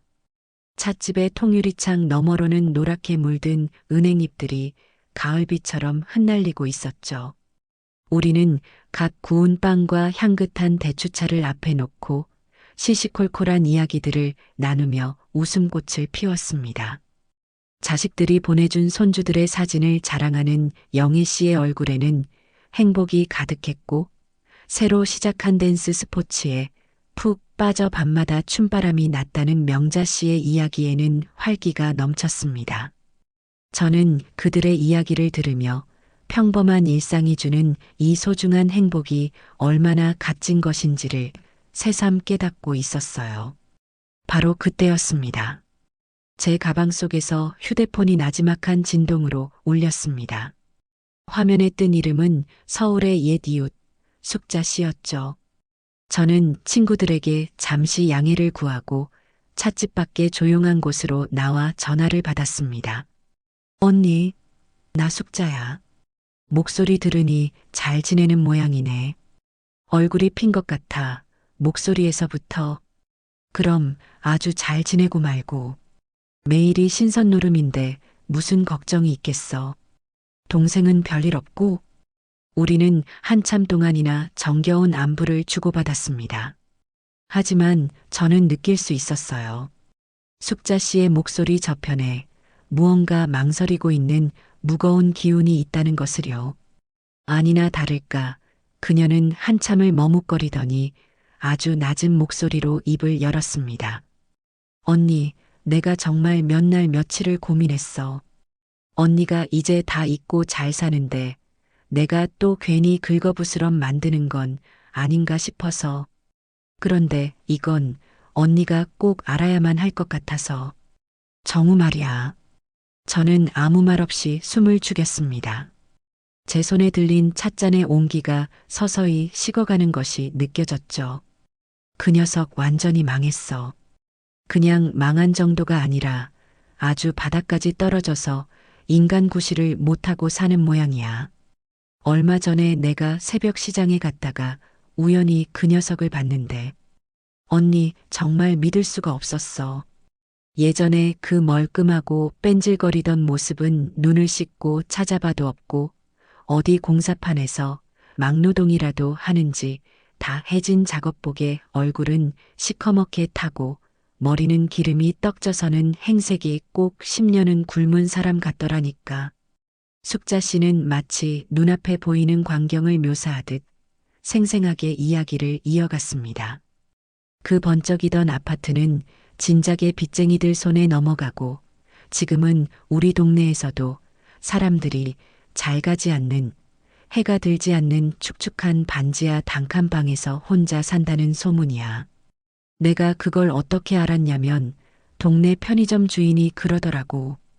밤마다 그 녀석이 편의점 앞에 있는 플라스틱 의자에 앉아서 제일 싼 소주를 병째로 들이켜고 있더래.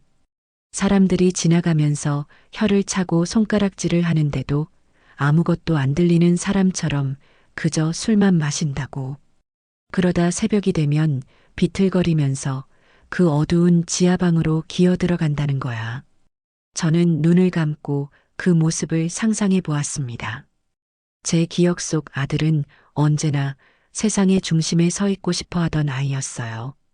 남들에게 뽐내고 인정받는 것을 삶의 가장 큰 기쁨으로 알았죠. 그런 그가 이제는 세상의 가장 어둡고 후미진 곳에서 남들의 경멸 어린 시선을 받으며 살아가고 있다는 것이었습니다. 제게 안겨주었던 그 모진 고통의 대가를 이제야 온몸으로 받고 있는 셈이었죠. 하지만 제 마음은 이상할 정도로 고요했습니다. 그 어떤 연민도 동정심도 심지어는 고소하다는 생각조차 들지 않았어요. 그저 모든 것은 결국 제자리로 돌아가게 마련이라는 세상의 당연한 이치를 확인하고 있을 뿐이었습니다. 숙자 씨의 이야기는 이제 클라이맥스를 향해 달려가고 있었습니다.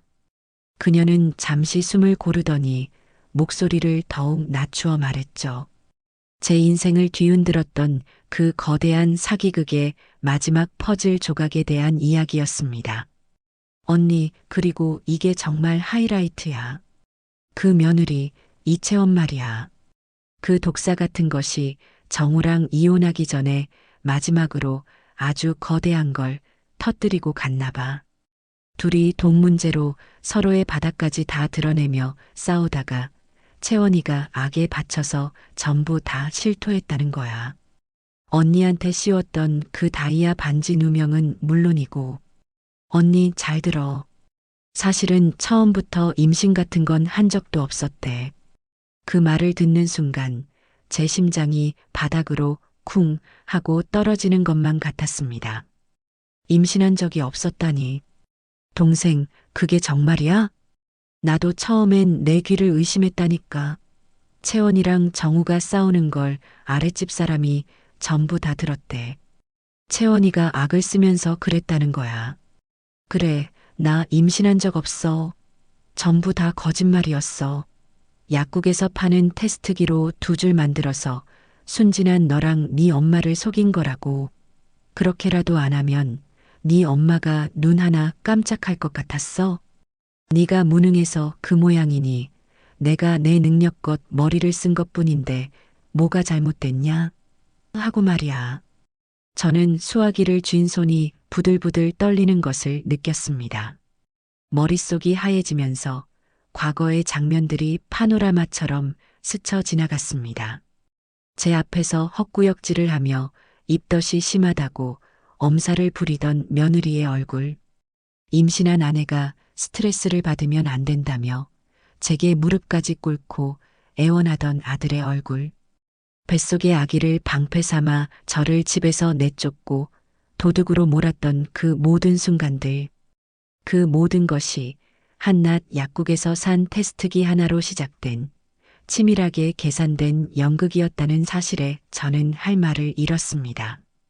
그들의 악랄함은 제 상상을 초월하는 것이었습니다. 그들은 단순히 제 돈을 노린 것이 아니었어요. 그들은 제 모성애와 죄책감, 그리고 마지막 남은 희망까지도 철저하게 계산하고 그것을 무기 삼아 저를 공격했던 겁니다. 인간의 탈을 쓴 악마가 있다면 바로 그들의 모습이 아닐까요? 이제야 모든 것이 명확해졌습니다. 아들이 느꼈을 그 끔찍한 배신감, 자신이 믿었던 모든 것이 거짓이었다는 것을 깨달았을 때의 그 절망감, 제게 저질렀던 죄의 무게가 몇 곱절은 더 무겁게 자신을 짓누르고 있겠죠. 하지만 저는 조금도 그를 동정하지 않았습니다. 눈앞의 달콤한 거짓에 눈이 멀어 평생을 자신을 위해 헌신한 어미의 피눈물을 외면한 대가는 마땅히 그래야만 했습니다. 언니 괜찮아? 너무 충격받은 거 아니지? 걱정스러운 숙자 씨의 목소리에 저는 겨우 정신을 차렸습니다. 아니, 괜찮아, 동생. 아주 괜찮아. 오히려 마지막까지 나를 괴롭히던 안개가 깨끗하게 거친 기분이야. 모든 진실을 알게 해줘서 정말 고마워. 그래, 언니. 이제 정말 다 잊어. 그 녀석들도 자기들이 지은 죄의 대가를 톡톡히 치르고 있으니 이제 언니는 정말 언니 인생만 생각해. 알았지? 응, 그럴 거야. 그러니 동생도 이제 그 사람들 소식 더는 내게 알려주지 않아도 괜찮아.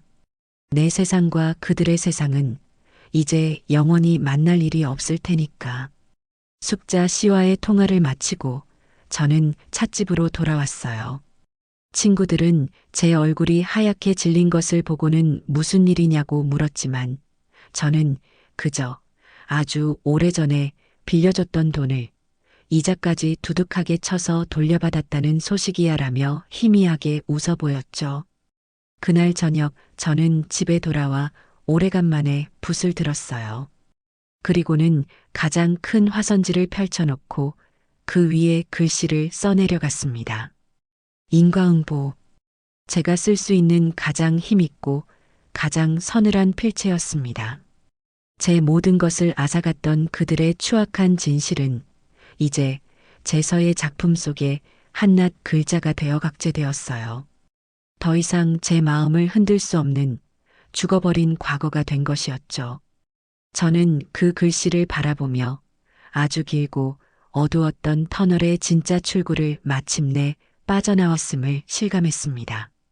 모든 진실이 밝혀지고 제 마음의 마지막 멍울마저 깨끗하게 사라진 후 저의 일상은 비 온 뒤의 땅처럼 더욱 단단하고 평화로워졌어요. 저는 이제 더 이상 과거를 돌아보지 않았어요. 오직 현재의 충실함과 미래에 대한 막연한 기대감만이 제 안에 존재할 뿐이었죠. 친구들과 함께 웃고 서예에 몰두하고 가끔은 혼자서 바닷가를 거닐며 사색에 잠기는 그 모든 시간이 제게는 더없이 소중했습니다. 제 얼굴에서는 그늘이 완전히 걷혔고 사람들은 제게서 좋은 기운이 느껴진다며 칭찬을 아끼지 않았어요. 그런 평화가 영원할 것 같았던 어느 화창한 봄날 오후였습니다. 저는 창가에 앉아 새로 산 뜨개질 실로 손주의 목도리 대신 저를 위한 스카프를 뜨고 있었어요. 라디오에서는 제가 좋아하는 옛 가수가 부르는 노래가 감미롭게 흘러나왔고 창밖의 목련나무는 하얀 꽃망울을 막 터뜨리기 시작했죠. 그 완벽한 평화의 순간을 깨뜨린 것은 날카로운 금속성의 인터폰 벨 소리였습니다. 저는 누구일까 잠시 고개를 갸웃거렸습니다. 친구들과는 이미 오전에 만나 찻집에 다녀온 후였고 택배를 시킨 것도 없었으니까요. 저는 뜨개질을 무릎 위에 내려놓고 벽에 붙은 인터폰으로 다가갔습니다. 그리고 화면을 켠 순간 저는 제 심장이 잠시 멈추는 듯한 착각에 빠졌습니다. 화면 속에는 제가 기억하는 그 어떤 모습과도 다른 완전히 낯선 남자가 서 있었습니다. 아니, 낯설지만 낯설지 않은 제 기억의 가장 깊은 곳에 묻어두었던 그 얼굴이었죠. 마지막으로 보았던 사진 속 모습보다 훨씬 더 처참한 행색이었습니다. 길바닥 생활이라도 한 것처럼 다해진 점퍼, 며칠은 감지 않은 듯 기름에 떡진 머리카락, 그리고 삶의 모든 의지를 상실한 사람처럼 텅 비어버린 눈동자. 하지만 그 텅 빈 눈동자는 인터폰 카메라의 붉은 불빛을 발견하자 이내 꺼져가는 불씨처럼 절박하게 타오르기 시작했습니다. 제 아들 김정우였습니다. 어떻게 저를 찾아냈는지 그는 지옥의 문턱에서 기어나온 망령처럼 제 평화로운 성역의 문 앞에 서 있었습니다. 저는 아무런 버튼도 누르지 않고 그저 숨을 죽인 채 화면 속의 그를 바라보았습니다. 잠시 후 그의 입술이 힘겹게 열렸고 스피커를 통해 지직거리는 소음과 함께 그의 목소리가 들려왔습니다. 엄마 저예요, 정우. 저 정우예요. 엄마 제발 문 좀 열어주세요. 그의 목소리는 목이 다 쉬어 제대로 나오지도 않았습니다. 그 목소리를 듣는 순간 제 마음속에서는 분노나 슬픔이 아닌 아주 차가운 이질감 같은 것이 피어올랐어요. 마치 나와는 전혀 상관없는 다른 세상의 언어를 듣는 듯한 느낌이었죠. 제가 아무런 반응도 보이지 않자 그는 더욱 필사적으로 카메라를 향해 다가왔습니다. 엄마, 제 목소리 들리시죠? 저예요. 엄마 아들 정우. 제발 모르는 척하지 마세요. 제가 다 잘못했어요. 제가 죽일 놈이에요. 그러니 제발 얼굴 한 번만 보고 제발. 그는 결국 무릎을 꿇었습니다. 화면 가득 그의 헝클어진 정수리가 보였고 그의 어깨는 격렬하게 들썩이고 있었죠. 그는 마치 어린아이처럼 서럽고 처절하게 울기 시작했습니다. 제가 그 악마 같은 년의 거짓말에 속아서 엄마한테 해서는 안 될 짓을 했어요. 엄마를 도둑으로 몰고 그 추운 날 길바닥으로 내쫓고 저는 사람이 아니었어요. 엄마. 짐승만도 못한 놈이었어요. 그 벌을 지금 이렇게 다 받고 있는 거예요. 모든 걸 다 잃었어요. 집도 돈도 미래도. 저한테는 이제 정말 아무것도 없어요, 엄마. 그의 울부짖음은 마치 잘 짜인 연극의 대사처럼 처절하고도 질서정연하게 이어졌습니다. 그는 자신이 얼마나 불행한지, 얼마나 고통스러운지를 제게 증명이라도 하려는 듯 자신의 모든 비참함을 낱낱이 고백했습니다. 엄마, 저 채원이가 임신하지 않았다는 것도, 그 모든 게 다 거짓말이었다는 것도 전부 다 알게 됐어요. 그 사실을 알게 된 날, 저는 정말 이 세상이 끝나는 것 같았어요. 내가 내 손으로 내 엄마를 지옥으로 밀어 넣었구나. 그것도 한낱 거짓말 때문에 그날 이후로 단 하루도 잠을 제대로 자본 적이 없어요. 매일 밤마다 엄마를 내쫓던 그날 밤이 꿈에 나타나서 저를 괴롭혔어요. 엄마, 제발 저를 용서해 주세요. 제발 한 번만, 딱 한 번만 더 기회를 주세요. 이제부터 제가 다 할게요. 평생 엄마 옆에서 그림자처럼 살게요. 아니, 그냥 개처럼 살게요. 엄마가 시키는 건 뭐든지 다 할게요. 제발 저를 다시 아들로 받아주세요, 엄마. 그의 애원은 끝도 없이 이어졌습니다. 하지만 저는 그 긴 시간 동안 그의 눈물과 고백을 들으며 단 한순간도 마음이 흔들리지 않았습니다. 오히려 시간이 지날수록 제 마음은 더욱더 차갑고 단단하게 굳어갔죠. 저는 그의 눈물 속에서 진심 어린 참회를 발견할 수 없었습니다. 그의 눈물은 오직 자기 자신만을 향한 지독한 자기 연민의 산물일 뿐이었어요. 그는 제게 용서를 구하고 있었지만 그의 눈은 용서가 아닌 구원을 갈망하고 있었습니다. 제가 가진 돈, 제가 가진 안정된 삶. 그는 그것을 동아줄 삼아 자신이 빠진 절망의 늪에서 빠져나오고 싶어 하는 것 뿐이었죠. 저는 눈을 감고 제 과거와 현재를 저울 위에 올려놓았습니다. 한쪽에는 그에게 버림받고 모욕당했던 혹독한 시간들을, 다른 한쪽에는 화면 속에서 울부짖는 그의 비참한 모습을 올려놓았죠. 저울은 미동도 하지 않았습니다. 그가 지금 겪고 있는 고통의 무게는 제가 겪었던 배신감과 절망의 깊이에 비하면 먼지처럼 가벼운 것이었습니다. 우리의 인연은 그가 제 손을 놓아버렸던 그 순간 이미 끝났던 겁니다.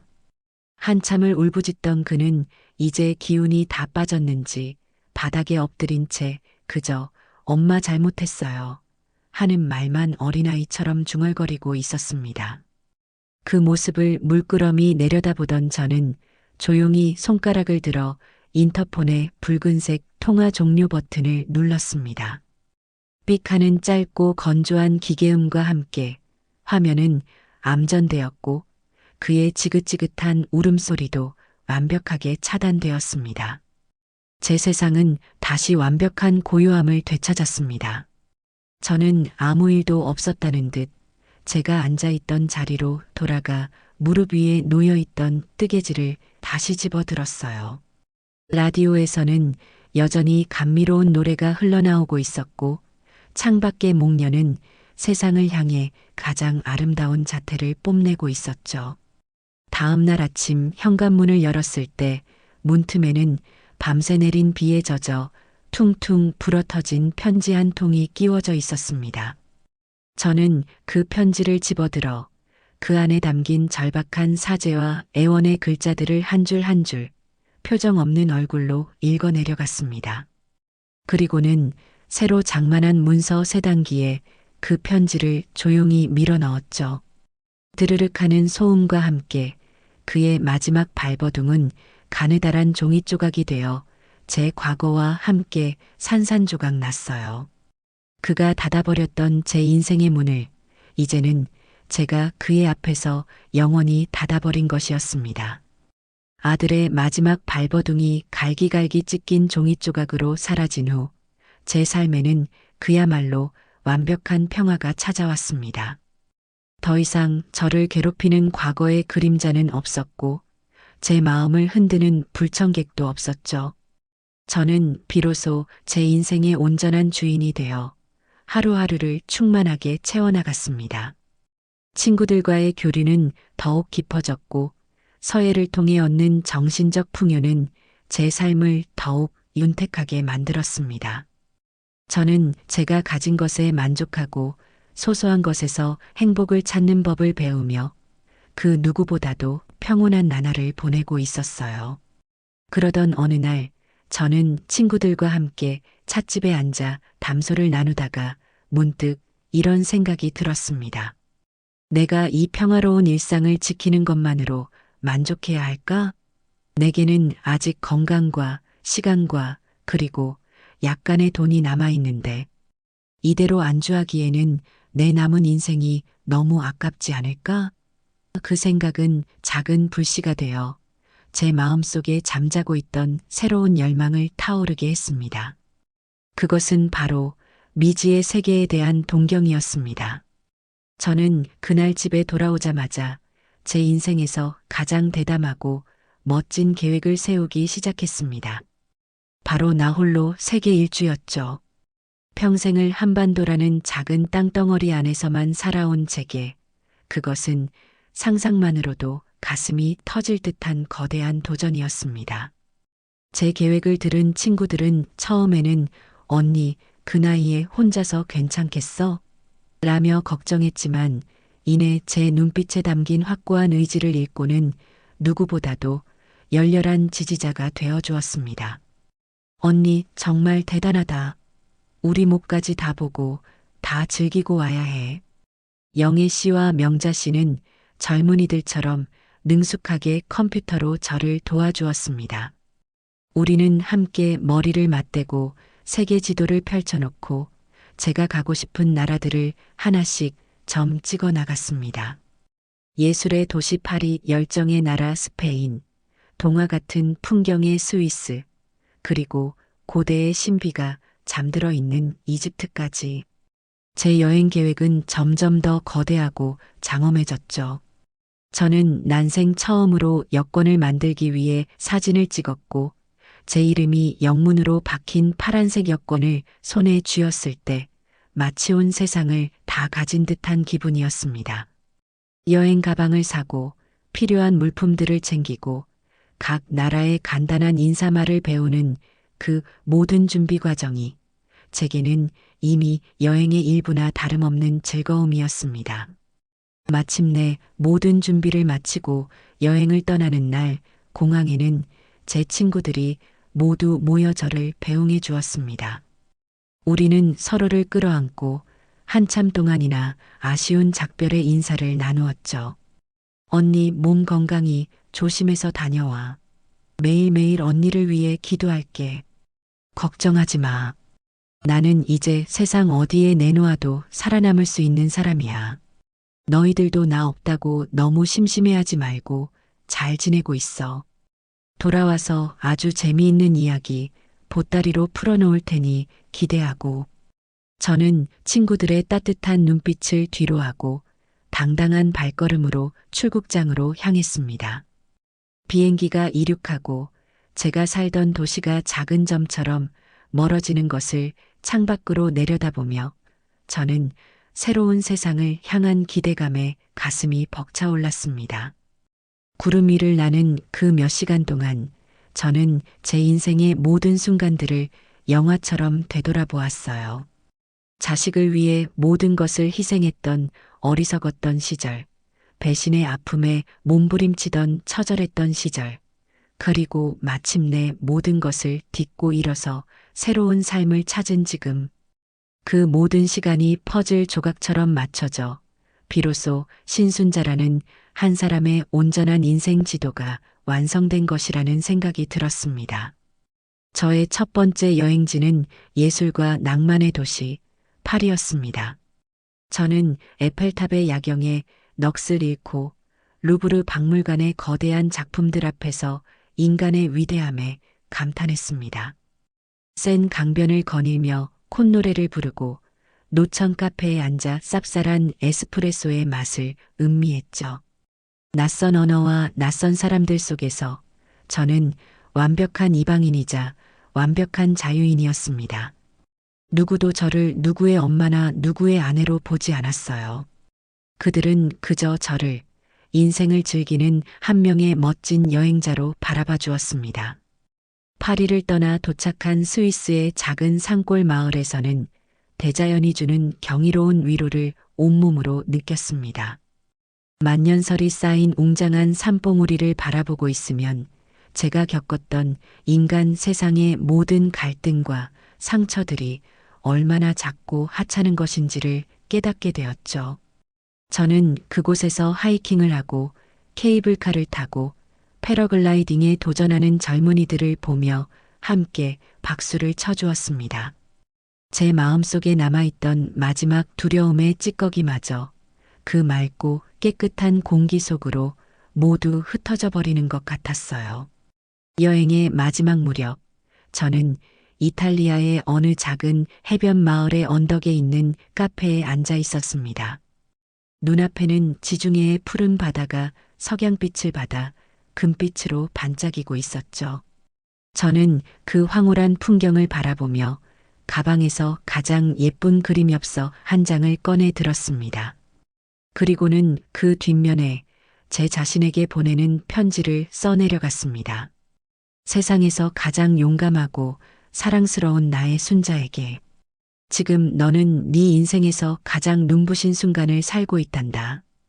이 아름다운 풍경을, 이 따사로운 햇살을, 이 자유로운 공기를 온몸으로 기억하렴. 지난날의 아픔은 너를 더욱 강하게 만들기 위한 시련이었고, 너는 그 모든 시험을 아주 훌륭하게 통과해냈어. 이제 너의 앞날에는 그 어떤 어둠도 없을 거야.